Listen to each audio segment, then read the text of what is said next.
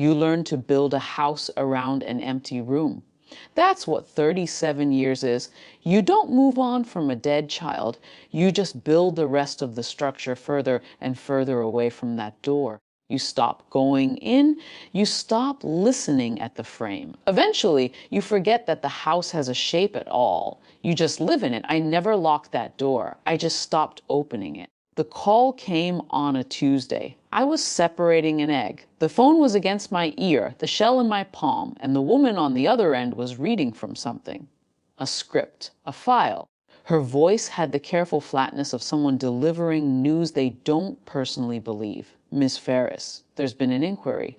A woman matching your daughter's description. She gave a DNA sample in 2019. We've just completed the cross-reference. Railey is here. She finally knows who she is. I dropped the egg, not for drama. My hand just opened.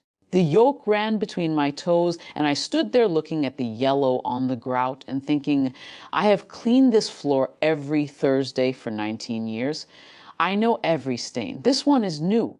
The word Railey was a wrecking ball. But it didn't free me. It just made the walls fall inward. They arranged the meeting in a hospital conference room. Beige table, beige chairs, a box of tissues no one would use. There was a social worker I didn't ask for and a hospital lawyer I didn't need. They were there for her, I realized, not for me. They were watching me the way you watch someone who might pull a fire alarm. Then she walked in. She was 37.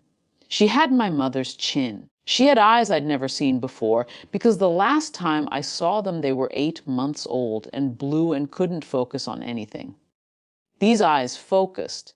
They looked at me the way you look at a photograph of a place you've never been but were told you came from. I didn't feel joy. I felt trespassed. You don't get to be a ghost for 37 years and then walk into a room and expect me to know how to host you. Phew! The lawyer spoke first. He explained the situation like he was reading traffic violations. Railey had been taken, not lost, not wandered off, taken by someone who had access. A family member covered it up. Paperwork was altered. She was raised 2 states away under a different name. She only found out last year when she needed her birth certificate for a passport and the numbers didn't match. She followed it backward. She found the hospital. She found the old missing persons file. She found me.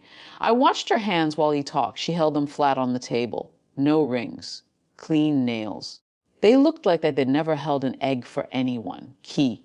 The moment the power shifted, the visible, unmistakable moment, was when the social worker slid a folder across the table. This confirms the DNA match, Miss Ferris. I know this is overwhelming. I didn't open it. I looked at the closed cover and understood that everything I had built my life on for 37 years was a lie.